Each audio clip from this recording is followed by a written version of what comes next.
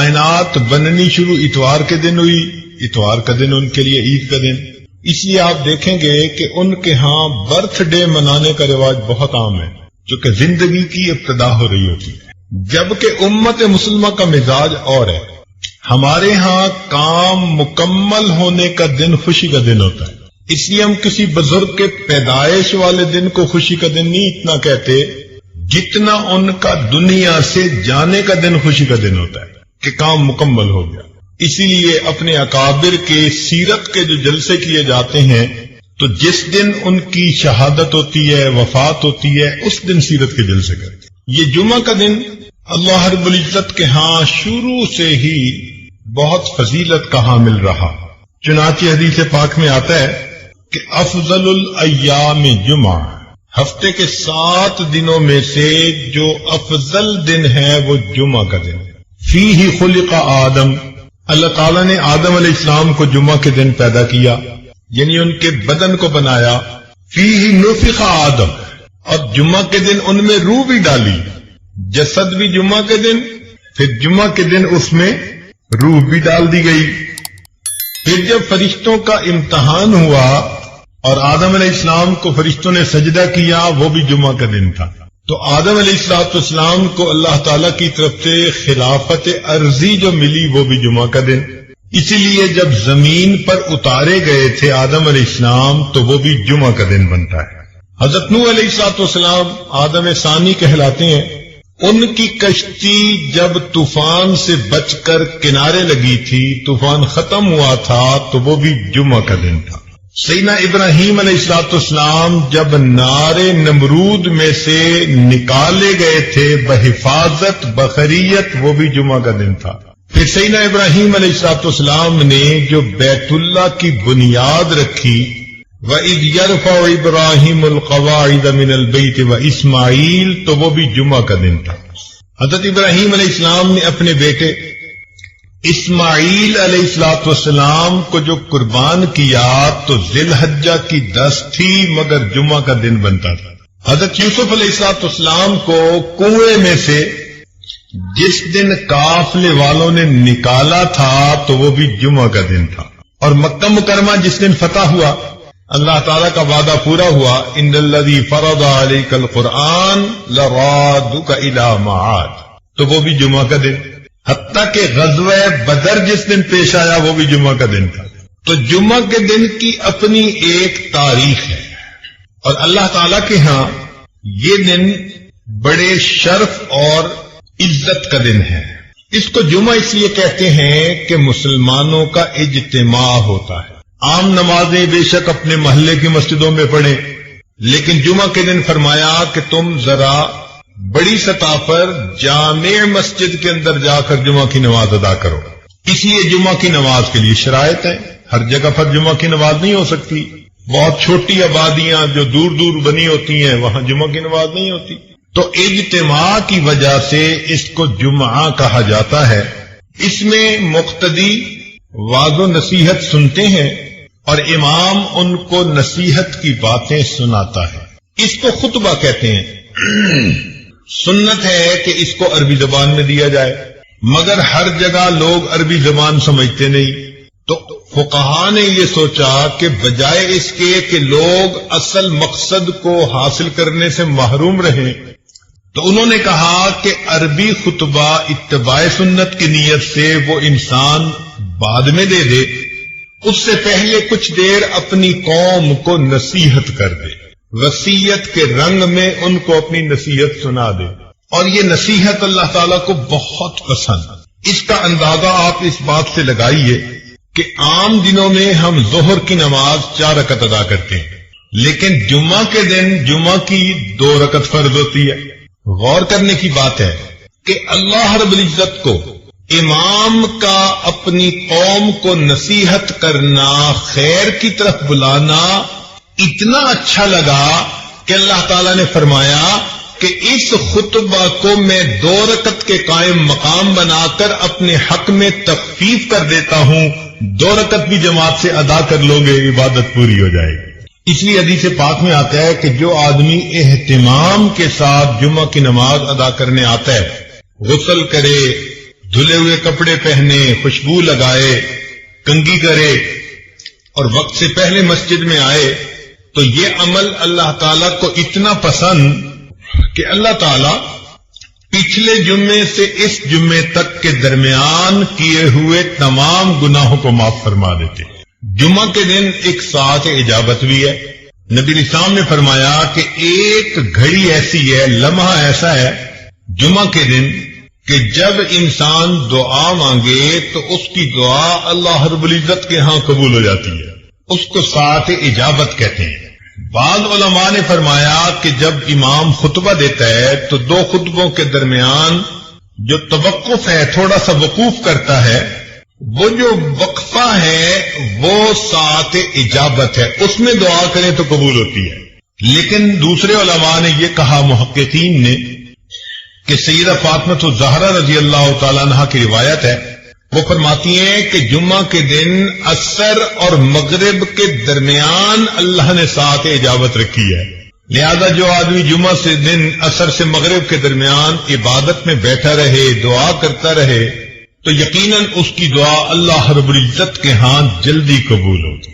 ویسے بھی جمعہ کے دن عصر کے بعد اپنی جگہ پر بیٹھے ہوئے ایک درود شریف پڑھے، اللہم صلی علی سیدنا محمد النبی الامی وعلی آلہ وسلم تسلیما، تو 80 مرتبہ پڑھنے پر اللہ تعالیٰ 80 سال کے گناہوں کو معاف فرما دیتے ہیں۔ یہ جو اجتماع ہے اس کی اللہ کے ہاں بڑی اہمیت ہے۔ اس کی دلیل ساری دنیا میں اربوں مسلمان ہیں، لیکن اپنی اپنی جگہ سب دعا مانگتے ہیں، ان کی دعا پر قبولیت کا وعدہ نہیں ہے اللہ کی طرف سے، لیکن اگر اس میں سے چند لاکھ میدان عرفات میں حج کے موقع پر اکٹھے ہو جاتے ہیں تو اب ان کا اکٹھے ہو کر دعا مانگنا اللہ کو اتنا پسند آیا، فرمایا کہ میدان عرفات میں جو بھی دعا مانگتے ہیں اللہ تعالیٰ سب دعائیں قبول فرما لیتے ہیں۔ تو یہ مل کر مانگنا بھی اللہ کے ہاں ایک مقام رکھتا ہے۔ ایک بزرگ سے مجمع میں دعا مانگتے، کہتے دعا قبول ہو گئی۔ کسی نے کہا کہ حضرت آپ کو کیسے پتا؟ فرمایا بھئی اتنے لوگ اگر کسی دنیا دار کے دروازے پہ پہنچ جائیں اور اس سے ایک چونی مانگے تو وہ اتنے ہزاروں لوگوں کو چونی دے کے بھیجے گا یا خالی؟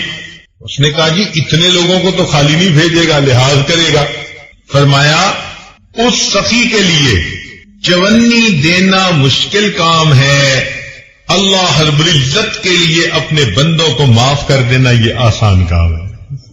اب دیکھیے کہ اس جمعے میں خطیب نچوڑ کیا نکالتے ہیں اپنے خطبے کا، وعظ و نصیحت کی باتیں کر کے آخر پر خطیب یہ کہہ رہا ہوتا ہے کہ وَلَذِكْرُ اللَّهِ تَعَالَى أَعْلَى وَأَوْلَى وَأَجَلُّ وَأَتَمُّ وَأَهَمُّ وَأَكْبَرُ وَاللَّهُ يَعْلَمُ مَا تَصْنَعُونَ۔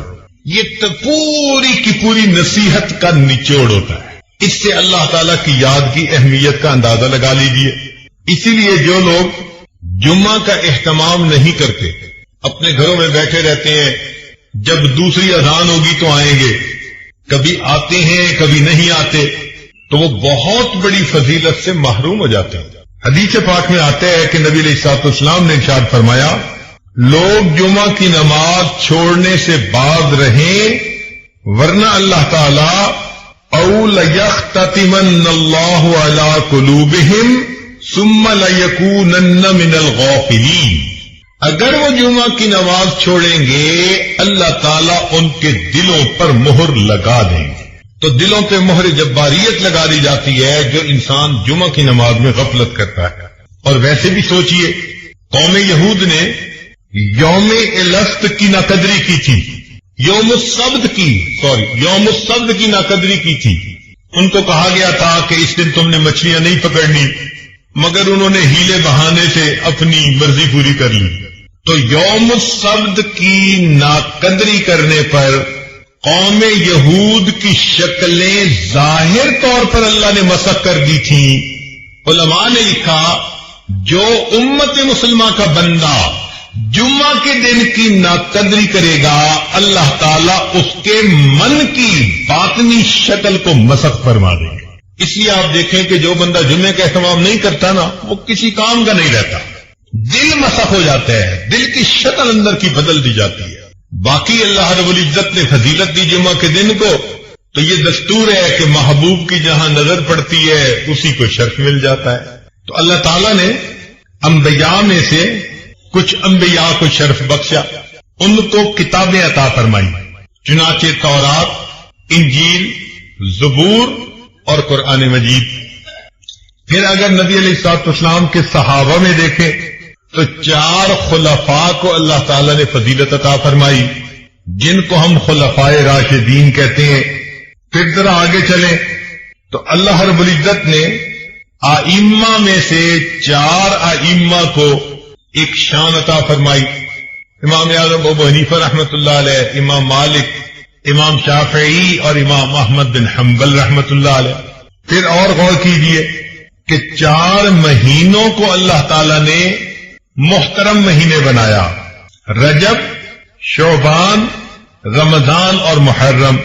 پھر اللہ تعالیٰ نے 4 راتوں کو فضیلت عطا فرمائی، شب قدر، 15 شعبان کی رات، اور شب عید اور شب جمعہ اللہ رب العزت نے فضیلت عطا فرمائی۔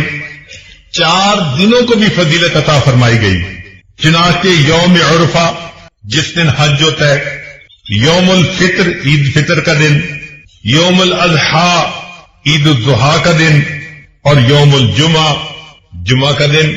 اللہ رب العزت نے ان دنوں کو بھی فضیلت عطا فرمائی۔ لہذا ہمیں جمعہ کے دن کا اہتمام اپنے اندر پیدا کرنے کی ضرورت ہے، اور یہ جو ہماری ایک عادت بنتی جا رہی ہے کہ جی دوسری اذان ہوگی اور پہلی رکعت کھڑے ہوتے ہوتے ہم جمعہ میں چلے جائیں گے، تو اس سے انسان بہت ساری فضیلتوں سے محروم رہ جاتا ہے۔ حق یہ بنتا ہے کہ وقت سے پہلے آئیں اور مسجد میں بیٹھ کر اللہ کی عبادت کریں، امام کی نصیحت کو سنیں، تاکہ پچھلے ہفتے سے اس ہفتے تک کے تمام گناہ اللہ تعالیٰ معاف فرما دے۔ یہاں پر ایک نقطے کی بات ذرا سمجھنے والی ہے، توجہ فرمائیے گا۔ اس دنیا میں جو چیزیں ہیں یہ جنت کی نعمتوں کا عکس ہیں، جو چیزیں بھی اس دنیا میں ہیں وہ جنت کی نعمتوں کا عکس ہیں۔ اس لیے جو دنیا کے پھل ہیں یہ آخرت کے جنت کے پھلوں کے مشابہ ہے، وَأُتُوا بِهِ مُتَشَابِهًا۔ اللہ تعالیٰ فرماتے ہیں کہ جنت میں پھل ملیں گے جو مشابہ ہوں گے، تو وہاں کے انار یہاں کے انار کی شکل والے ہوں گے، لیکن ان کی کوالٹی، ان کی رنگت، ان کا ذائقہ وہ بہت بہتر ہوگا۔ مگر یہ نہیں ہو سکتا کہ وہاں کے انار یہاں کے آلو کی طرح، یا یہاں کے امرود وہاں کے کیلے کی طرح، نہیں۔ جو شکل یہاں ہے شکل وہی ہوگی، لیکن کوالٹی کے اندر فرق ہوگا، تو مشابہت ہوگی۔ جب ان پھلوں میں مشابہت، تو جیسے دنیا کے گھر ایسے آخرت کے گھر وہ بھی اسی طرح ہوں گے، دروازے ہوں گے، کھڑکیاں ہوں گی، دیواریں ہوں گی، چھت ہوگی، جیسے گھر بنتے ہیں۔ مگر یہاں کے گھر اینٹ گارے سے بنے، وہاں کے گھر سونے چاندی کی اینٹوں سے بنیں گے، مشک کا اس میں سیمنٹ استعمال کیا جائے گا۔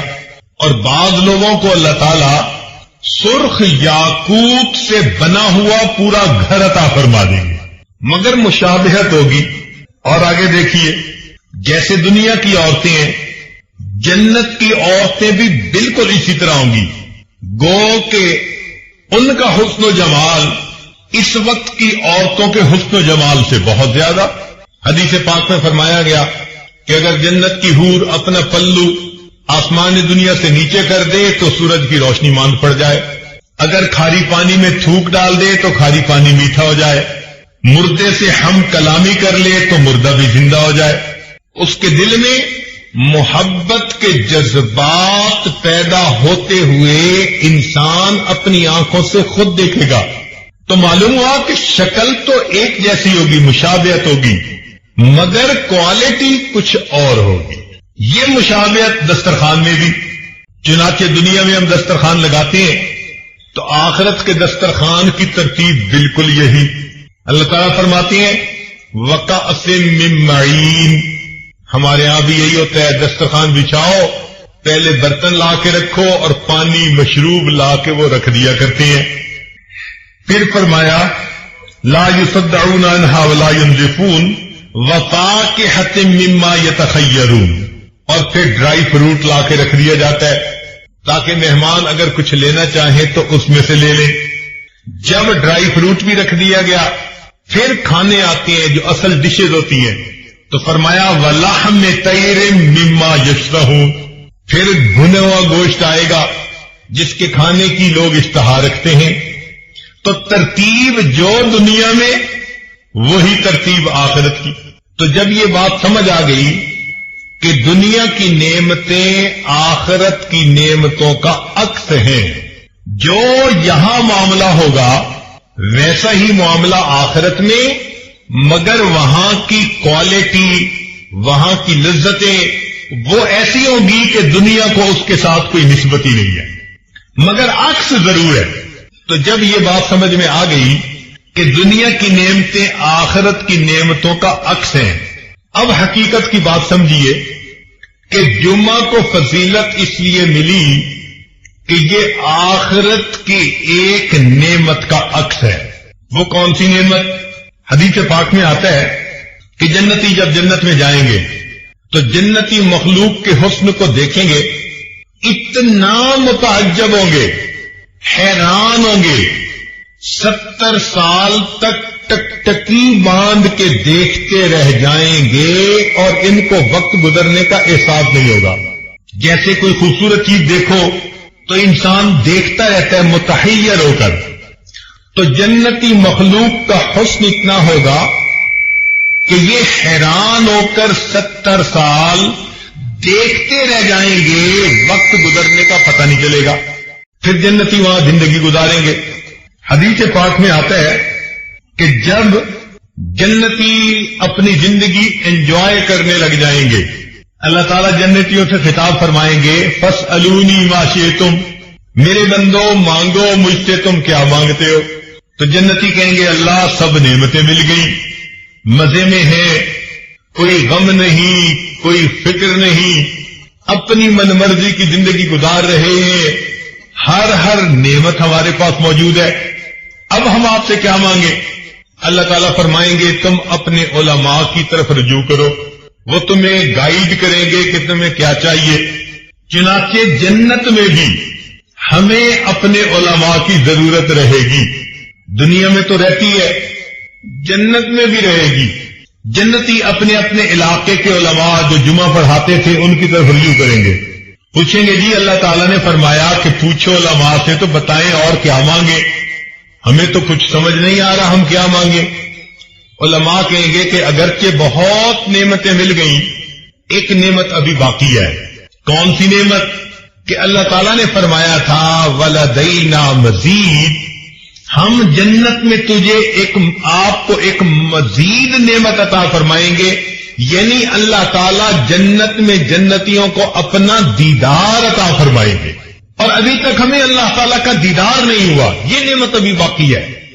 تو بس یہ سنتے ہی جنتی وجد میں آئیں گے، عشق و مستی میں، اور اللہ تعالیٰ سے جنتی فریاد کرنے لگ جائیں گے اللہ مکان ہو اور مکی کی ملاقات نہ ہو تو مزہ کیا، جنت میں تو آپ نے پہنچا دیا، اگر آپ سے ملاقات آپ کا دیدار نہ ہو تو جنت کا مزہ کیا. پھر جنتی کہیں گے اللہ ہم دنیا میں آپ کو بن دیکھ کے سجدے کیا کرتے تھے، تہجد میں جاگا کرتے تھے، رمضان کے روزے رکھا کرتے تھے، مولا تیرے حکموں کی پابندیاں کیا کرتے تھے، اس امید پر کہ آخرت میں آپ سے ملاقات ہوگی. اور آپ نے فرمایا بھی تھا کہ واللہ یدعو الی دار السلام، اللہ تعالیٰ دار السلام میں تمہیں بلاتا ہے. مولا اب تو ہم جنت میں پہنچ گئے، اب ہمیں اپنا دیدار عطا فرما دیجئے. چونکہ جب عاشق صادق کو پتہ چلتا ہے نا کہ محبوب سے ملاقات کا امکان ہے تو اس کا عشق اس کو بے قرار کر دیتا ہے. تو جنتی اس وقت اپنے اندر عشق کا ایسا جذبہ محسوس کریں گے کہ کہیں گے اللہ ہمیں جلدی اپنا دیدار عطا فرما دیجیے. اب تو آپ کا گھر بھی ہے، موقع بھی ہے، دستور بھی ہے. محبوب کے گھر پہنچ جائیں تو محبوب ملاقات کا شرف عطا کرتا ہے. لہذا اے میرے مولا ہمیں اپنا دیدار عطا کیجیے. علماء نے لکھا کہ اللہ تعالیٰ اپنا دیدار کروائیں گے، فرمائیں گے جنتیوں اس کے لیے تیاری کرو. جیسے دنیا میں شادی ہوتی ہے تو اس سے پہلے لوگ تیاری کرتے ہیں، کپڑے سلواتے ہیں، پھر اپنے بال بنواتے ہیں، پھر نہا دھو کے کپڑے پہن کے خوشبو لگا کے تقریب میں شرکت کے لیے جاتے ہیں. بالکل اسی طرح جنتی بھی تیاری کریں گے. ان کے لیے ایک بازار ہوگا جو حسن و جمال کا بازار ہوگا.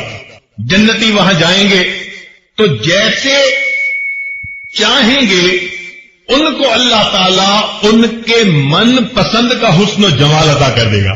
آج دنیا میں جس کا چہرہ گول وہ لمبا نہیں ہو سکتا، جس کا لمبا وہ گول نہیں ہو سکتا. آنکھیں چھوٹی تو موٹی نہیں ہو سکتی، موٹی ہے تو بادامی نہیں بن سکتی. تو لمیٹیشن ہے. مگر جنت کا معاملہ اور اس بازار میں جنتی جائیں گے جیسے چاہیں گے. میرے بال ایسے ہوں، میری آنکھیں ایسی ہوں، میرے ہونٹ ایسے ہوں، میرے رخسار ایسے ہوں، ان کے اوپر رخسار کی جو چمک ہے وہ ایسی ہو، خوبصورتی ایسی ہو، دانت ایسے ہوں. یہ سوچتے چلے جائیں گے اللہ تعالیٰ ان کو من پسند کا حسن عطا کرتے چلے جائیں. آپ سوچئے ذرا وہ کیا جگہ ہوگی جہاں مومن کو اس کے من پسند کا حسن ملے گا. اللہ اکبر کبیرہ. آج عورتیں اپنا میک اپ کرتی ہیں کہ ہم خوبصورت نظر آئیں، لیکن جو اللہ نے ان کے نقش نین بنا دیے اس کو بدل تو سکتی نہیں. لیکن وہاں تو معاملہ ہی کچھ اور ہے. جو سوچیں گے اللہ تعالی من پسند کا حسن و جمال عطا فرما دیں گے. پھر جنتی ایک جگہ پہنچیں گے، دریا کے کنارے کی جگہ ہوگی، اور وہاں پر جنتی کرسیوں کے اوپر بٹھا دیے جائیں گے. نور کی بنی ہوئی کرسیاں ہوں گی، ممبر ہوں گے. پہلے انبیاء کی صفیں، پھر ان کے صحابہ کی، پھر صدیقین، شہداء، صالحین، سب صفیں ہوں گی. تو جنتی وہاں پر بٹھا دیے جائیں گے. حدیث پاک میں آتا ہے کہ اللہ تعالیٰ ان کی دعوت فرمائیں گے. ایک مرتبہ حضرت مرشد عالم رحمۃ اللہ علیہ بیرون ملک کے سفر پر گئے ہوئے تھے، اور حضرت خواجہ عبد المالک صدیقی رحمۃ اللہ علیہ وہ اسلام آباد تشریف لائے ہوئے تھے، اور واپسی پہ وہ چکوال تشریف لے آئے. تو کہنے لگے کہ میں اب گھر میں تھا تو مجھے ہی سارا انتظام کرنا تھا. میں نے حضرت کو بٹھایا اور اماں جی کو بتایا کہ امی حضرت تشریف لائے ہیں، آپ کھانا بنا دیجیے. اور جب کھانے کا وقت آیا تو میں نے کھانا لے کے دسترخوان کے اوپر لگایا اور حضرت صدیقی رحمۃ اللہ علیہ سے عرض کیا کہ حضرت آپ کھانا کھائیے. حضرت دسترخوان پہ تو بیٹھے رہے لیکن کھانا نہیں کھایا. جب میں نے دوسری تیسری دفعہ کہا کہ حضرت کھانا کھائیں تو حضرت نے میری طرف دیکھ کر مجھ سے کہا کہ تمہارے گھر میں یہ سور کیسے داخل ہوا، تمہارے گھر میں یہ سور کیسے داخل ہوا. کہنے لگے میرے تو چکے چھوٹ گئے، پسینہ آ گیا کہ حضرت کیا فرما رہے ہیں کہ تمہارے گھر میں یہ سور کیسے داخل ہوا. میں گھر آیا اور میں نے اماں جی سے کہا کہ اماں جی حضرت کھانا نہیں کھا رہے اور فرما رہے ہیں کہ تمہارے گھر میں یہ سور کیسے داخل ہوا. کہنے لگے کہ اماں جی نے سر پکڑ لیا اور کہنے لگی اوہو مجھ سے بڑی غلطی ہوئی، میں ہمیشہ حضرت کا کھانا اپنے گھر سے بنایا کرتی تھی. یہ میری جو پڑوسن عورت ہے یہ مدتوں سے مجھے کہہ رہی تھی کہ تمہارے شیخ جب آئیں گے تو ان کا کھانا ایک وقت کا میں بناؤں گی. تو پڑوس کا لحاظ کرتے ہوئے میں نے اسے کہہ دیا تھا کہ حضرت آئے ہیں کھانا آپ بنا دو. یہ کھانا ہمارے گھر کا نہیں پکا ہوا، یہ پڑوسی کے گھر کا پکا ہوا ہے. صاحبزادہ صاحب کہنے لگے کہ میں نے سوچا کہ وہ تو اسکول ماسٹر تھے تو ان کا حرام کا مال کیسے ہو گیا، وہ تو ڈیوٹی دیتے ہیں اور تنخواہ کا پیسہ لیتے ہیں، حرام کا پیسہ تو نہیں. کہنے لگے جب تحقیق کی تو پتہ چلا کہ وہ اپنی تنخواہ بینک میں رکھتے تھے اور بینک میں رکھنے کی وجہ سے اس میں سود کے کچھ پیسے شامل ہو جاتے تھے. وہ جو حلال مال کے اندر سود کے تھوڑے سے پیسے شامل ہو جاتے تھے اس کی وجہ سے پورا مال جو ہے حرام بن گیا تھا. اور حضرت صدیقی رحمۃ اللہ نے کشف کی نظر سے پہچان لیا اور فرمایا کہ بتاؤ تمہارے گھر کے اندر یہ سور کیسے داخل ہوا. پھر اماں جی نے اپنے گھر سے آٹا لیا اور کھانا بنایا اور حضرت صدیقی رحمۃ اللہ نے پھر کھانا نوش فرمایا. اس لیے ولایت کے میدان میں دو چیزیں بڑی اہم ہیں، رزق حلال اور صدق مقال۔ انسان بات کرے تو سچ بات کرے، جھوٹ سے بچے، اور دوسری بات کہ انسان کھانا کھائے تو حلال کھائے، کیونکہ اگر حرام کھانا ہوگا تو حدیث مطابق حدیث پاک میں آتا ہے کہ اس بندے کی دعا قبول نہیں کی جاتی۔ حدیث مبارکہ میں ہے کہ رو رو کے بندہ دعا مانگ رہا ہے، بیت اللہ سے لپٹ کے دعا مانگ رہا ہے، حالانکہ اس کا لباس حرام کا، اس کا کھانا حرام کا، اس بندے کی دعا کیسے قبول ہو سکتی ہے؟ ہماری دعاؤں کی قبولیت کے نہ ہونے کی بنیادی وجہ مال کا پوری طرح حلال نہ ہونا، اس پہ بہت دھیان رکھنا چاہیے، اور جو چیز منہ میں ڈالیں اس سے پہلے 100 دفعہ سوچنا چاہیے کہ یہ حلال ہے یا نہیں۔ ہمارے اسلاف تو کھانا کھانے سے پہلے 7 جگہوں تک دیکھتے تھے کہ اس چیز کی بے ٹھیک ہوئی ہے یا نہیں ہوئی۔ احوال الصادقین میں علامہ عبدالوہاب شیرانی رحمۃ اللہ فرماتے ہیں کہ وہ 7 ہاتھ تک دیکھتے تھے کہ اس چیز کی بے ٹھیک ہوئی ہے یا نہیں ہوئی، یعنی ہم نے کسی چیز بندے سے خریدی، اس بندے کے پاس ٹھیک چیز آئی یا نہیں آئی، پھر اس نے آگے جو خریدی تو وہ ٹھیک خریدی یا نہیں خریدی، پھر اس نے آگے جو خریدی، تو 7 ہاتھ تک دیکھتے تھے۔ ہم تو ایک ہاتھ بھی نہیں دیکھتے، بازار سے چیز لاتے ہیں، ہمیں کیا پتا لانے والا کیسے لے کے آیا ہے، ہم تو اس سے لے لیتے ہیں، ایک ہاتھ بھی نہیں دیکھتے آج کے دور میں۔ اور ہمارے اکابر 7 ہاتھ تک بے کو دیکھا کرتے تھے۔ حضرت مرزا مظہر جان رحمۃ اللہ کے پاس ایک بندہ انگور لے کے آیا، حضرت انگور کھا لیجئے، تو حضرت نے انکار فرمایا، طور پہ بنا لیا تھا، یعنی قبروں کے نشان مٹ گئے، اور اس نے اپنی زمین ذاتی بنا لیا، اس پہ اس نے انگور کی بیلیں لگائی تھیں، اور وہاں پہ یہ انگور اگے ہوئے تھے، اور اس جگہ کے انگوروں کو دیکھ کے مرزا مظہر جان رحمۃ اللہ نے پہچان لیا کہ اس میں سے مردوں کی بو آ رہی ہے، کیونکہ وہ قبرستان کے اندر لگائے گئے تھے۔ تو ہمارے اکابر 7 ہاتھ تک مال کو دیکھا کرتے تھے، اور آج کے سالکین ایک ہاتھ بھی نہیں دیکھتے۔ ہم یہ کہتے ہیں کہ چلو بھائی زیادہ اور تحقیق نہیں کر سکتے، نہ کرو، لیکن اتنا تو کہو کہ جہاں سے لے رہے ہیں کم از کم وہ دینے والا بھی تو ٹھیک بندہ ہونا۔ اب حلال مال سے حرام ریسٹورنٹ سے چیز خرید لینا، یہ جو غیر ملکی چیزیں ملتی ہیں، میکڈونلڈ ہے، فلاں ہے، کیا ریسیپی ہے اللہ جانے، ہمیں نہیں پتا اس کے بارے میں، ہم ان کے حلال کی تصدیق نہیں کر سکتے، ہم ان کے حلال ہونے کے بارے میں کچھ نہیں کہہ سکتے۔ اس کا ایک ہی طریقہ ہے کہ انسان ایسی جگہوں سے کھانا کھانا یا کھانے پینے کی چیزیں کھانا بند کر دے۔ اگر نہیں بند کرے گا، اپنے مہینوں کی محنت کو منٹوں سیکنڈوں کے اندر ضائع کر بیٹھے گا۔ ایک لقمہ اندر گیا اور دل کی ساری روحانیت باہر نکل گئی۔ اس لیے رزق حلال ولایت کے راستے میں بہت اہمیت رکھتا ہے۔ وہ آدمی جس کے ذمے کھانا لانا لگایا گیا، وہ شہر میں گیا تو ایک جگہ اس کو کھانے کی دکان ملی، اس نے کھانا خریدا۔ اب جب پیسے دینے کا وقت آیا تو اس وقت سکے ہوتے تھے، چاندی کے سکے، اس کے پاس جو اپنے وقت کے سکے تھے اس نے نکال کے دیے، تو دکاندار حیران ہو گیا کہ یہ کرنسی تو نہیں ہے یہاں کی، وہ کرنسی تو 300 سال پہلے کی تھی، اور یہ بندہ اب اس کو دے رہا تھا۔ اچھا، دینے والے کو بھی پتہ نہیں تھا کہ 300 سال کا عرصہ گزر چکا ہے، وہ سمجھا تھا ہم کل ہی تو گھر سے آئے ہیں اور یہ نقدی تو چلتی ہے، اس کو میں دے رہا ہوں۔ اس نے پوچھا بھائی تمہیں یہ ملی کہاں سے، کوئی خزانہ ملا ہے؟ اس نے کہا نہیں۔ اس نے کہا پھر کیسے ملی؟ اب اس کو بتانا پڑ گیا کہ جی ہم تو گھر سے نکلے تھے اور ایک جگہ پہنچے، وہاں تھوڑی دیر سوئے، کھانا لینے آیا اور میں آپ کے پاس یہ پیسے لے کے آیا ہوں، آپ کہتے ہیں یہ تو بڑے پرانے ہیں۔ اس دکاندار نے لوگوں کو بتایا تو لوگ جو تھے وہ سارے اس کے ساتھ گئے اور انہوں نے جا کے اس جگہ کو دیکھا، تو اس طرح اصحاب کہف کا پتہ چل گیا۔ اللہ کی شان کے جو کھانا لے کے گیا، یہ جب واپس گیا تو یہ گیا، اس کو بھی پھر نیند آ گئی، یہ بھی وہاں جا کے سو گیا۔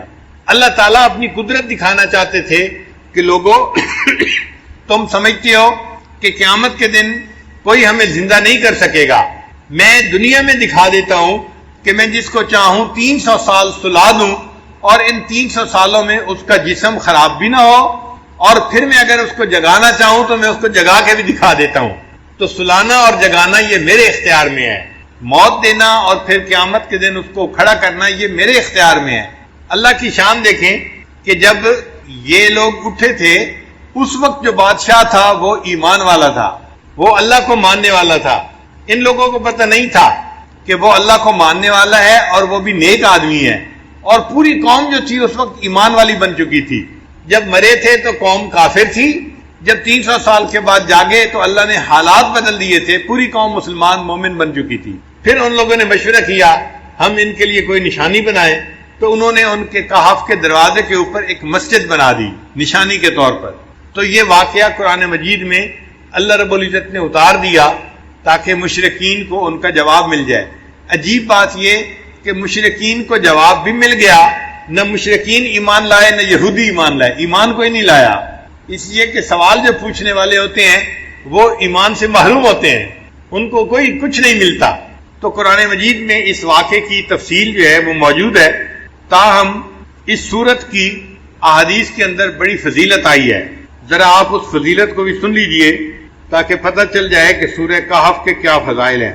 بعض سورتوں کے خاص فضائل احادیث میں وارد ہوئے ہیں، جیسے سورہ فاتحہ، سورہ بقرہ، سورہ آل عمران، سورہ کہف، سورہ ملک، سورہ کافرون، الاخلاص اور معوذتین۔ حضرت برار رضی اللہ عنہ روایت کرتے ہیں ایک صحابی تھے جو اپنے گھر میں سورہ کہف کی تلاوت اونچی کر رہے تھے۔ ان کے گھر کا سین چھوٹا تھا، گھوڑا بھی بندھا ہوا تھا اور چارپائی کے اوپر ان کا بیٹا بھی لیٹا ہوا تھا، سویا ہوا تھا۔ اب ان کا دل چاہتا تھا کہ وہ اونچی تلاوت کریں، جہر سے تلاوت کریں۔ جب وہ جہر سے تلاوت کرتے تو گھوڑا بدکتا تھا اور ان کو ڈر ہوتا یہ گھوڑا کہیں میرے بیٹے کو لات نہ مار دے، تو وہ آہستہ پڑھتے تو گھوڑا بھی پرسکون ہو جاتا۔ پھر طبیعت میں جوش آتا، شوق اٹھتا، پھر دل چاہتا کہ اونچا پڑھیں، پھر گھوڑا بدکنے لگ جاتا۔ یہی ساری رات ہوتا رہا۔ جب صبح کا وقت ہوا انہوں نے دعا کے لیے ہاتھ اٹھائے تو انہوں نے دیکھا کہ کچھ بادل سے ہیں جن کے اندر روشنیاں ہیں، اور یہ روشنیاں ان کے سر سے دور آسمان کی طرف جا رہی ہیں۔ پھر وہ نبی علیہ السلام کی خدمت میں حاضر ہوئے، فذکر ذلک للنبی صلی اللہ علیہ وسلم، انہوں نے نبی علیہ السلام کے سامنے یہ پوری رات کا قصہ بتایا تو نبی علیہ السلام نے فرمایا کہ یہ اللہ تعالیٰ کے فرشتے تھے جو تمہارے قرآن کی تلاوت سننے کے لیے تمہارے قریب آ گئے تھے۔ اگر تم تلاوت کرتے رہتے تو مدینے کے لوگ اپنی آنکھوں سے اللہ کے فرشتوں کو دیکھ لیتے۔ تو سورہ کہف کی تلاوت سننے کے لیے اللہ کے فرشتے آسمانوں سے نیچے اتر پڑے۔ ابو درداء رضی اللہ عنہ روایت کرتے ہیں من حافظ 10 آیات من اول سورۃ الکہف، کہ جس بندے نے سورہ کہف کی پہلی 10 آیات کو یاد کر لیا، اسی ما من فتنۃ الدجال، اللہ تعالیٰ اس کو دجال کے فتنے سے محفوظ فرما لیں گے۔ معاذ رضی اللہ عنہ فرماتے ہیں کہ نبی علیہ السلام نے ارشاد فرمایا من قرأ اول سورۃ الکہف وآخرہا کانت لہ نورا من قدمہ الی رأسہ، کہ جس نے سورہ کہف شروع میں تلاوت کی اس کے لیے قدموں سے لے کے سر تک نور ہوگا۔ ومن قرأہا کلہا، اور جس نے پوری سورہ کہف کی تلاوت کی، کانت لہ نورا ما بین السماء الی الارض، تو اس کے لیے اللہ تعالیٰ زمین سے لے کے آسمان تک نور پیدا فرما دیں گے۔ عائشہ صدیقہ رضی اللہ عنہا فرماتی ہیں من قرأ من سورۃ الکہف 10 آیات، جس نے سورہ کہف میں سے 10 آیات پڑھی عند منامہ، سونے سے پہلے، اسم من فتنۃ الدجال، اللہ تعالیٰ اس کو دجال کے فتنے سے محفوظ فرمائیں گے۔ ابن عباس نے فرماتے ہیں کہ نبی علیہ السلام نے ارشاد فرمایا سورۃ الکہف تدعا فی التوراۃ حائل، کہ سورہ کہف کا نام تورات کے اندر حائل تھا۔ حائلہ، حائلہ کیا مطلب؟ حائل ہونے والی، یعنی یہ بندے اور قبر کے عذاب کے درمیان حائل ہونے والی صورت ہے، بندے اور شیطان کے درمیان حائل ہونے والی صورت ہے۔ عبداللہ رضی اللہ عنہ فرماتے ہیں قال رسول اللہ صلی اللہ علیہ وسلم، کہ نبی علیہ السلام نے ارشاد فرمایا البیت الذی تقرأ فیہ سورۃ الکہف، وہ گھر جس کے اندر سورہ کہف کی تلاوت کی جاتی ہے، لا یدخلہ شیطان تلک اللیلہ، اس رات شیطان اس گھر کے اندر داخل نہیں ہو سکتا۔ یعنی جو بندہ رات کو سورہ کہف تلاوت کر لے گا اس گھر کے اندر شیطان رات کو داخل نہیں ہو سکتا۔ آپ اندازہ لگائیے اس سورت کی کتنی عظمت ہے کہ جس گھر میں رات کو پڑھی جائے شیطان رات کو داخل نہیں ہو سکتا، تو بھئی اگر دن میں پڑھی جائے گی تو دن میں بھی داخل نہیں ہو سکے گا، اور جس گھر کے لوگ پڑھیں گے وہ فتنہ دجال سے محفوظ رہیں گے۔ اس سورت کو یاد کرنا اور اس کی کثرت سے تلاوت کرنا یہ بہت فائدے کی بات ہے، اسی لیے جمعہ کے دن اس سورت کا پڑھنا اور بھی زیادہ ثواب کا باعث ہے۔ نبی علیہ السلام نے ارشاد فرمایا کہ سورہ کہف کو جمعہ کے دن تلاوت کیا کرو، تو ہم سورہ کہف کی بھی تلاوت کریں جمعہ کے دن اور اس کو یاد کر کے پڑھنے کی کوشش کریں تاکہ اللہ تعالیٰ ہمیں شیطان سے بھی بچائے اور جو دجال ہے اللہ تعالیٰ اس کے فتنے سے بھی ہمیں محفوظ فرمائے۔ سورہ کہف سے پہلے ایک سورت ہے سورہ اسراء، اس کا نام ہے۔ اللہ رب العزت نے اس کو سبحان کے لفظ سے شروع فرمایا ہے، سبحان الذی اسریٰ بعبدہ لیلا من المسجد الحرام الی المسجد الاقصی۔ تو سبحان کے لفظ سے وہ سورت شروع ہوئی ہے، اور یہ سورت اسراء یہ سورت کہف اس کے بعد آئی، اس کو اللہ نے الحمد کے لفظ سے شروع فرمایا ہے۔ چنانچہ سبحان اور الحمد کا ایک جوڑ ہے۔ بخاری شریف کی آخری روایت ہے، کلمتان حبیبتان الی الرحمن ثقیلتان فی المیزان خفیفتان علی اللسان سبحان اللہ و بحمدہ سبحان اللہ العظیم۔ تو دیکھیں پہلے تسبیح آئی اور پھر تحمید آئی، اور اللہ تعالیٰ نے یہاں بھی وہی ترتیب رکھی۔ قرآن مجید کی کچھ صورتیں ہیں جن کو اللہ نے الحمد سے شروع فرمایا، جیسے سورہ فاتحہ ہے، سورہ فاطر ہے، یا یہ سورہ کہف ہے۔ الحمد سے کیوں شروع فرمایا؟ اصل مقصد یہ تھا کہ یہ اللہ تعالیٰ کی تعریف ہی ہے کہ اللہ رب العزت نے کمال رحمت سے اور مہربانی سے اپنے بندوں کو اس کلام سے نوازا۔ یہ اللہ کی رحمت ہے اور اللہ کی مہربانی ہے۔ اور مفسرین نے لکھا ہے کہ اللہ تعالیٰ نے الحمد سے اس لیے سورت کو شروع فرمایا کہ اللہ جانتے تھے کہ بندے میرے حمد کا حق ادا کر ہی نہیں سکتے، اس لیے مجھے اپنی حمد خود بیان فرمانی ہے۔ اللہ نے اپنی حمد خود بیان فرمائی۔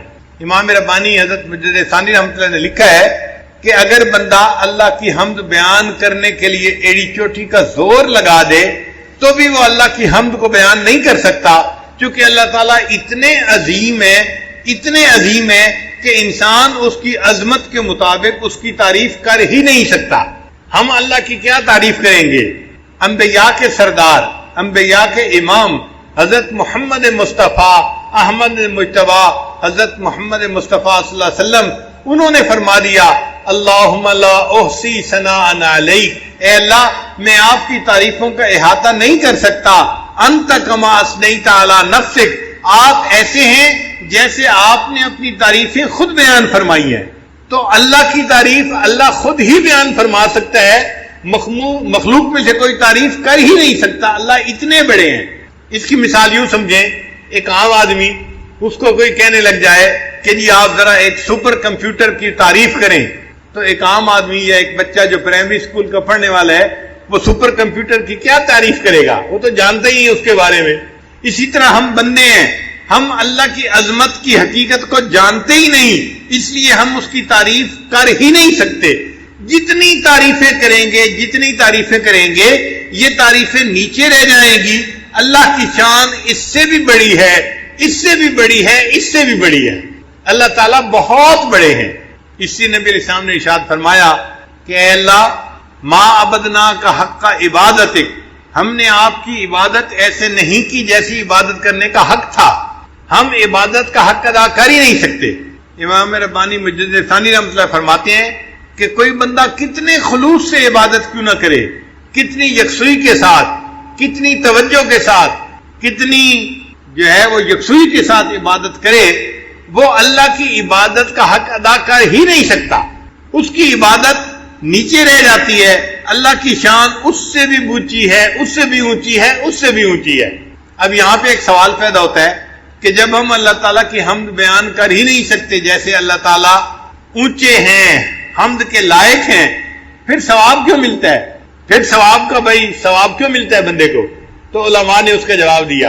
علماء جواب دیتے ہیں کہ اگر باپ اپنے بیٹے کو اسکول داخل کروائے نا، اور شام کو بچہ گھر واپس آئے اور آ کے کہ ابو میں نے لکھنا سیکھا ہے، باپ کہتا ہے بیٹا دکھاؤ تختی، تو بیٹا تختی دکھاتا ہے، اس نے ٹیڑھی سیڑھی لائنیں لگائی ہوتی ہیں، کچھ سمجھ میں نہیں آ رہا ہوتا، لیکن باپ اس کو انکریج کرنے کے لیے، اس کا دل رکھنے کے لیے اس کو آئس کریم انعام لے کے دے دیتا ہے۔ یہ جو آئس کریم کا انعام ہے یہ خوش خطی کا انعام نہیں ہے، یہ اس کا دل رکھنے کے لیے اس پر شفقت کا اظہار ہے۔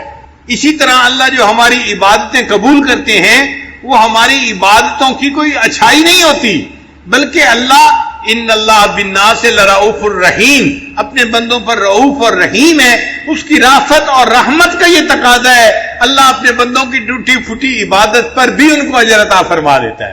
اس لیے اللہ تعالیٰ نے اس سورت کو الحمد کے لفظ سے شروع فرمایا۔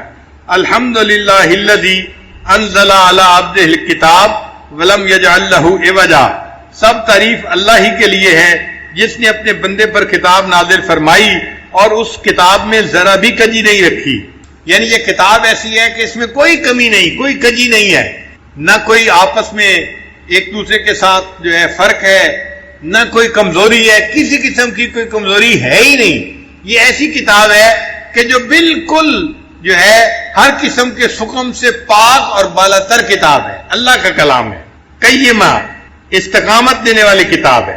لِيُنذِرَ بَأْسًا شَدِيدًا مِّن لَّدُنْهُ وَيُبَشِّرَ الْمُؤْمِنِينَ الَّذِينَ يَعْمَلُونَ الصَّالِحَاتِ أَنَّ لَهُمْ أَجْرًا حَسَنًا، تاکہ وہ اللہ کی طرف سے سخت عذاب سے ڈرائے. یعنی جو لوگ ایمان نہیں لاتے اور نیک اعمال نہیں کرتے، قرآن ان کو ڈراتا ہے آخرت کے عذاب سے. اس میں ترغیب بھی ہے، ترہیب بھی ہے.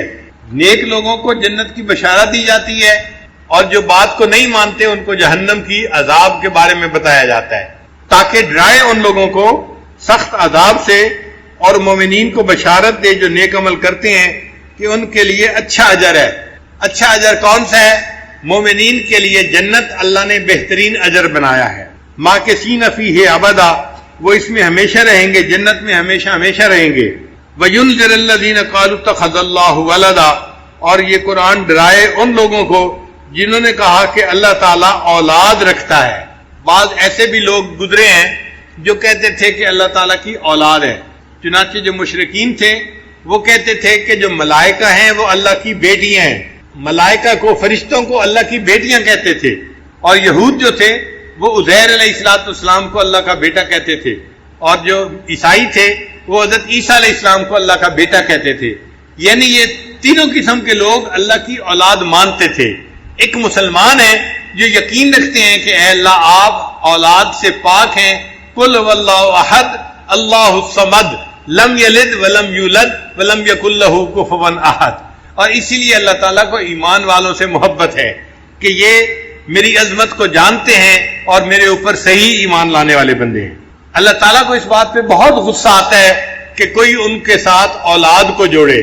فرماتے ہیں ما لہم بہ من علم ولا لآبائہم، اس کے بارے میں کچھ بھی علم نہیں ہے ان لوگوں کو اور نہ ان کے باپ دادوں کو. یعنی یہ بھی جاہل ہیں اور ان کے باپ دادا جو کہتے تھے نا کہ اللہ کی اولاد ہے وہ بھی جاہل ہیں. اس لیے کہ سانپ کا بیٹا سانپ ہی ہوتا ہے. یہ جاہل تھے، انہوں نے اولاد جنی تو وہ بھی جاہل ہی نکلی، اور ان کی اولاد نے بھی کہا کہ اللہ تعالیٰ کا بیٹا ہے. اللہ فرماتے ہیں کبرت کلمۃ تخرج من افواہہم، کہ بڑے بول ہیں جو ان کے منہوں سے نکل رہا ہے.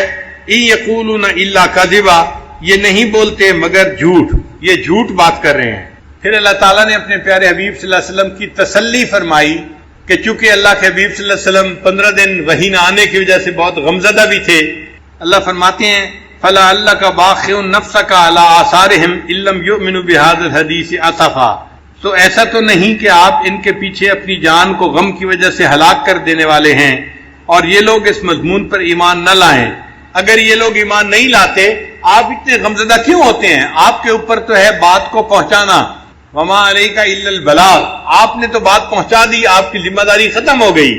اب اگر یہ ایمان نہیں لاتے تو اے میرے حبیب صلی اللہ علیہ وسلم آپ کتنا غم کیوں کرتے ہیں؟ آپ کیوں اپنے آپ کو پریشانی میں ڈالتے ہیں؟ پھر آگے فرمایا انا جعلنا ما علی الارض زینۃ لہا لنبلوہم ایہم احسن عملا. بلا شبہ زمین پر جو کچھ ہے ہم نے اس کے لیے زینت بنایا ہے تاکہ ہم آزمائیں کہ ان لوگوں میں سے کون اچھا عمل کرتا ہے. زمین کے اوپر جو کچھ بھی ہے وہ سب کا سب ہمارے لیے امتحان ہے. زمین کی زیب و زینت بھی امتحان ہے، زمین کے اوپر مال وہ بھی امتحان ہے، زمین کے اوپر جمال وہ بھی امتحان ہے. ہر چیز ہمارے لیے امتحان ہے. اور اللہ تعالیٰ نے یہ اس لیے امتحان بنایا کہ وہ دیکھنا چاہتے ہیں کہ کون ہیں جو نیک عمل کرنے والے ہیں. وَإِنَّا لَجَاعِلُونَ مَا عَلَيْهَا سَيِّدًا جُرُزًا.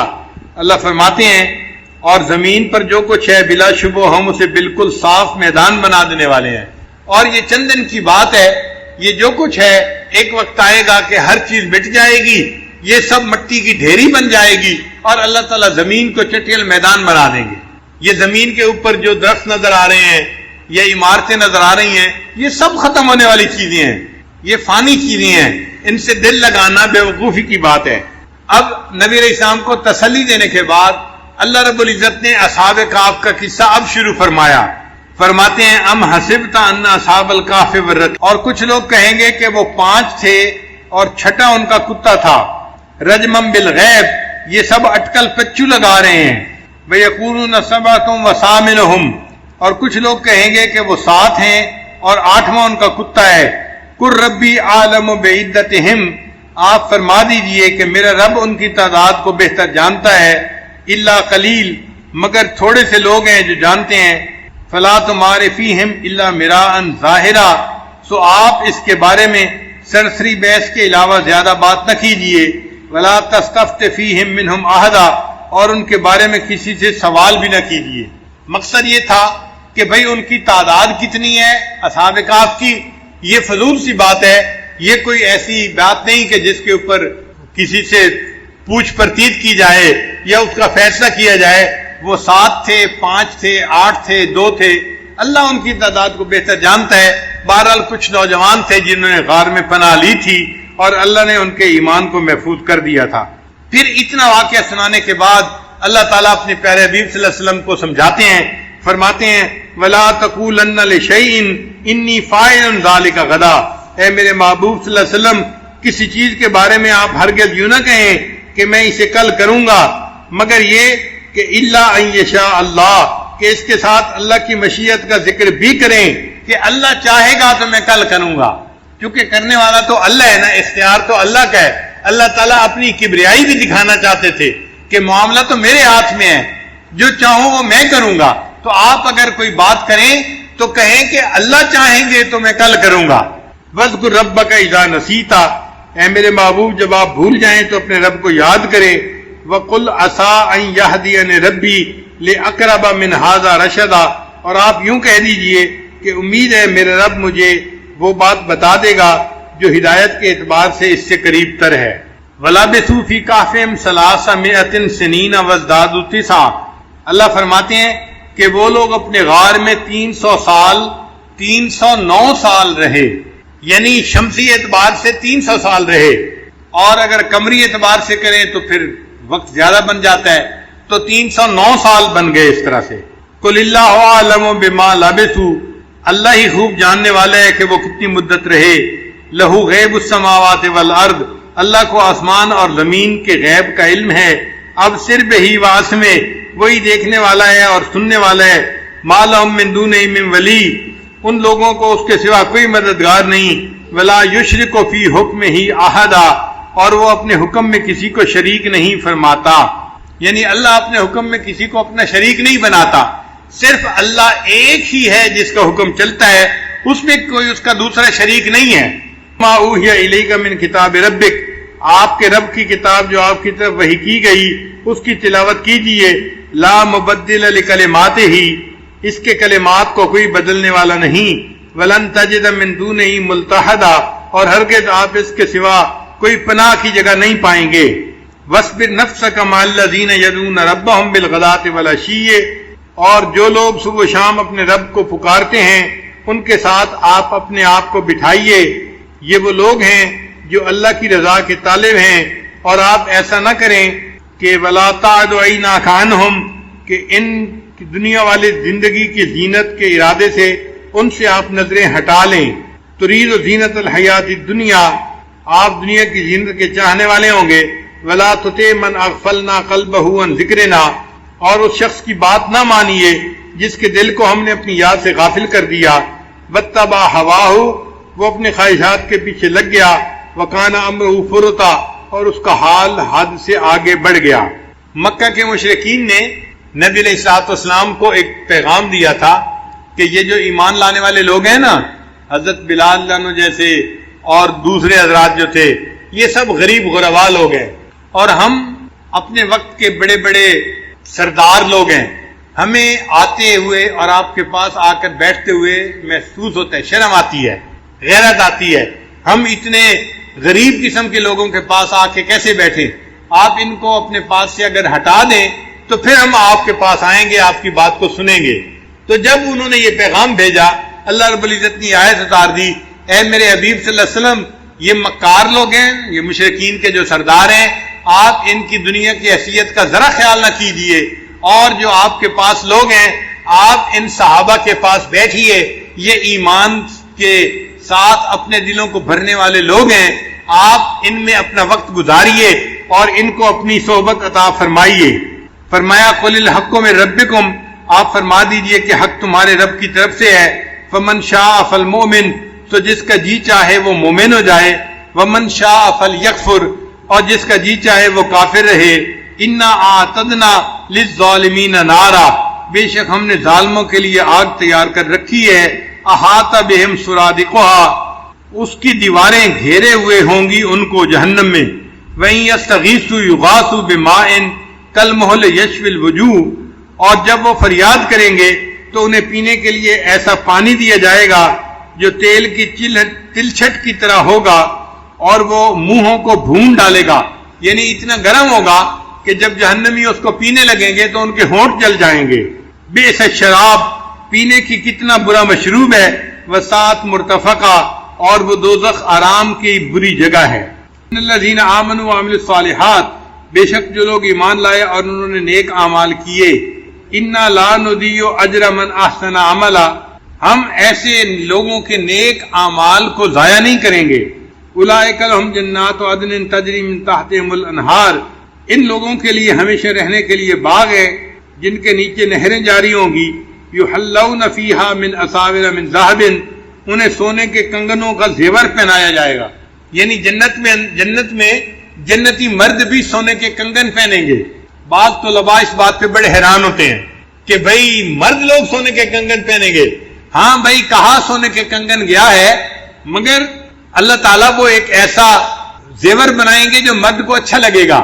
اب آپ دیکھیں آج کسی بندے کو راڈو کی گھڑی مل جائے نا تو ایسے ایسے کر کے دکھا رہا ہوتا ہے دوسروں کو، بھئی یہ جو تم ہاتھ اوپر کر کے راڈو کی گھڑی دکھا رہے ہو، کیوں دکھا رہے ہو؟ تمہیں اچھی لگ رہی ہے نا؟ بھیجنے والا اللہ رب العزت ہے، وہ مغیر الاحوال ہیں، جب چاہتے ہیں حالات کو جیسا چاہتے ہیں بدل دیتے ہیں۔ تو یہ تو حکم پروردگار کا ہوگا تب بدلیں گے، دنیا کے کہنے سے حالات بدلتے تو دنیا جنت نہ بن جاتی، ہر بندہ اپنی من مرضی کی زندگی گزار رہا ہوتا۔ تو ایک ترتیب ہے اللہ رب العزت کے ہاں، چنانچہ ہمارے مشائخ نے 4 باتیں کہی ہیں، لوہے کی لکیر ہے، جب آزمائیں گے ان باتوں کو کھرا پائیں گے۔ پہلی بات کہ جو شخص اپنے اعمال کو سنوار لیتا ہے اللہ تعالیٰ اس کے حالات کو سنوار دیتے ہیں، جو شخص اپنے اعمال کو سنوار لیتا ہے اللہ تعالیٰ اس کے حالات کو سنوار دیتے ہیں۔ ہم اس کوشش میں لگے ہوئے ہیں کہ حالات پہلے سنوریں پھر اعمال سنواریں گے۔ آپ بات کریں دوست سے، بھئی آپ مسجد میں نظر نہیں آتے، کچھ کاروباری حالات ٹھیک نہیں، ٹھیک ہو گئے تو میں مسجد میں آؤں گا، یعنی ہم چاہتے ہیں حالات پہلے ٹھیک ہوں اعمال بعد میں ٹھیک ہوں۔ کیسے ترتیب الٹ سکتے ہیں؟ چنانچہ جسے دیکھیے وہ اسی کوشش میں لگا ہوا ہے کہ پہلے حالات ٹھیک ہوں بعد میں اعمال ٹھیک کریں گے، تو ترتیب ہی الٹی ہم کرتے پھر رہے ہیں۔ اعمال کو جو شخص سنوار لیتا ہے اللہ تعالیٰ اس کے حالات کو سنوار دیتے ہیں۔ اعمال بگڑیں گے حالات بگڑیں گے۔ جب کہا میں نے کہ یا اللہ تو میرا حال دیکھ، جب کہا میں نے کہ یا اللہ تو میرا حال دیکھ، حکم آیا میرے بندے نام اعمال دیکھ۔ ہم حالات کا تو شکوہ کرتے ہیں، اپنے عمل تو نہیں نہ دیکھتے۔ تو اعمال کو سنوارنے سے اللہ تعالی حالات کو سنوار دیتے ہیں۔ ہم اپنے اندر تقوی اور صبر و ضبط پیدا کریں، اللہ رب العزت ہر دور اور ہر زمانے میں تقوی اور صبر والے بندے کو فرش سے اٹھائیں گے، عرش کے اوپر بٹھائیں گے، تخت کے اوپر بٹھائیں گے۔ اب تقوی اور صبر کی طرف تو ہم آتے نہیں، چاہتے ہیں زندگی تو رہے جیسے ہم گزار رہے ہیں، حالات سیدھے ہو جائیں۔ کیسے حالات سیدھے ہو سکتے ہیں؟ سمپل سی مثال ہے کہ بجلی سے ایک مشین چلتی ہے، اب ایک بندہ مشین کو روکنا چاہتا ہے، ایک ہی ترتیب ہے کہ پیچھے سے بٹن بند کرو۔ آپ بٹن بند نہیں کریں گے، ہاتھ سے مشین کو پکڑ کے روکنے کی کوشش کریں گے، ہاتھ کٹوا بیٹھیں گے، سارا دن زور آزمائی کریں گے، مشین کہاں رکے گی؟ تو عقل مند بندہ مشین کو پکڑ کے نہیں کھڑا ہوتا، وہ سوئچ کو بند کرتا ہے۔ حالات کا سوئچ اللہ رب العزت کے ہاتھ میں ہے، تو ادھر رجوع کرنے کی بجائے کہ اللہ حالات کو ٹھیک کر دیجئے، ہم حالات کی مشین کے ساتھ کشتی کر رہے ہیں۔ کون ہمیں عقل مند کہے؟ تو پہلی بات، جو شخص اپنے اعمال کو ٹھیک کر لیتا ہے اللہ رب العزت اس کے حالات کو ٹھیک کر دیتے ہیں۔ دوسری بات، جو شخص اپنی آخرت کو سنوار لیتا ہے اللہ تعالیٰ اس کی دنیا کو سنوار دیتے ہیں۔ ہم پھر الٹے چاہتے ہیں کہ پہلے دنیا سنورے پھر ہم آخرت سنواریں گے، یہاں پھر ہم غلطی کرتے ہیں، دن رات دنیا سنوارنے میں لگے ہوئے ہیں، پزل بنی ہوئی ہے، ایک حصہ جوڑتے ہیں تو دوسرا ٹوٹتا ہے، وہ توڑتے ہیں تو پہلا ٹوٹتا ہے، ہر بندہ لگا ہوا ہے اسی کوشش میں۔ تو اللہ رب العزت کے ہاں ترتیب یہ ہے۔ اس کی مثال اگر دیکھنی ہو، صحابہ رضی اللہ عنہ کو مبارک زندگیوں کو دیکھیے، انہوں نے اپنی آخرت کو سنوارا، اللہ نے اس کے نتیجے میں ان کی دنیا کو سنوار دیا۔ بات کیا تھی کہ نہ کیسر و کسرا سے دبے چند وہ لوگ کے اونٹوں کے چرانے والے، اور جن کو کافور پہ ہوتا تھا نمک کا دھوکا، بن گئے دنیا کی تقدیر بدلنے والے۔ انہوں نے اپنی آخرت کو سنوارا، اللہ نے دنیا سنواری۔ کیسے؟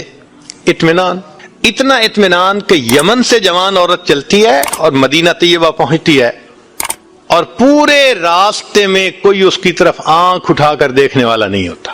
اللہ نے مال و دولت کے اتنے ڈھیر عطا کیے تھے۔ انس اللہ عنہ کہتے ہیں کہ میں لکڑی کاٹنے والے کلہاڑے سے سونے کی اینٹوں کو توڑا کرتا تھا۔ اب لکڑی کے کلہاڑے سے جو سونا ٹوٹے گا وہ تولوں میں اور گراموں میں تو نہیں نہ ہو سکتا۔ اللہ نے اتنی دولت ان کے قدموں میں ڈال دی تھی۔ بچہ پیدا ہوتا تھا، اس کا روزینہ متعین تھا۔ سیدنا عمر رضی اللہ عنہ نے ایک رات دیکھا ایک عورت چھوٹے سے بچے کو روٹی کا ٹکڑا کھلانے کی کوشش کر رہی ہے، بچہ رو رہا ہے۔ پوچھا کیوں کر رہی ہو؟ کہنے لگی کہ امیر المومنین نے قانون بنایا ہوا ہے کہ جب بچہ دودھ چھوڑے گا پھر ہم بیت المال سے روزینہ متعین کریں گے، تو میں کوشش کر رہی ہوں۔ عمر رضی اللہ عنہ آئے، بہت روئے۔ صحابہ کہتے ہیں کہ اس دن فجر کی نماز پڑھائی، قرات کے اندر اتنا گریا اور بکا تھا کہ ہمیں سمجھنا مشکل ہو رہا تھا، اتنا رو رہے تھے۔ ہم حیران تھے آج امیر المومنین کو کیا ہوا۔ نماز پڑھانے کے بعد ممبر پر بیٹھے، عمر کے اوپر اللہ رحم کرے اس نے کتنے بچوں کی جان لی ہوگی۔ مقصد یہ تھا کہ میں نے جو یہ قانون بنایا تو کتنی ماؤں نے معصوم بچوں کے دودھ چھڑوائے ہوں گے اور وہ دودھ سے محروم ہوں گے میری وجہ سے۔ پھر اعلان فرمایا کوئی ماں بچے کو دودھ جلدی مت چھڑوائے، جس دن بچہ پیدا ہوگا اسی دن بیت المال سے وظیفہ متعین کر دیا جائے گا۔ آج سے 1400 سال پہلے تو انہوں نے اپنی آخرت کو سنوارا، رب کریم نے اس کے بدلے ان کی دنیا کو سنوار دیا۔ قرآن مجید میں اللہ تعالیٰ فرماتے ہیں وَلَوْ أَنَّ أَهْلَ الْقُرَىٰ آمَنُوا وَاتَّقَوْا، اگر یہ بستی دیسوں والے ایمان لاتے، تقوی کو اختیار کرتے، لَفَتَحْنَا عَلَيْهِمْ بَرَكَاتٍ مِّنَ السَّمَاءِ، ہم ان کے لیے آسمان سے برکتوں کے دروازے کھول دیتے۔ تو ترتیب یہی ہے کہ جو آخرت کو سنوارتا ہے، اس کوشش میں لگتا ہے، دنیا اس کا سایہ ہے۔ اللہ دنیا کو خود بخود سنوار دیتے ہیں، الگ سے محنت نہیں کرنی پڑتی۔ مثال کے طور پہ جو بندہ سچ بولتا ہے تجارت میں، اللہ تعالیٰ اس کی تجارت کو خود سنوار دیتے ہیں۔ قسم اٹھا کے یہ بات کہی جا سکتی ہے کہ سچ بولنے والا تاجر کبھی مفلس نہیں ہو سکتا، پاسبل ہی نہیں کہ سچ کی بنیاد ہو اور اس میں برکت نہ ہو۔ تو دو باتیں ہیں، جو شخص اپنے اعمال کو سنوارتا ہے اللہ تعالیٰ حالات کو سنوار دیتے ہیں، جو اپنی آخرت کو سنوار لیتا ہے اللہ تعالیٰ اس کی دنیا کو سنوار دیتے ہیں۔ ہارون رشید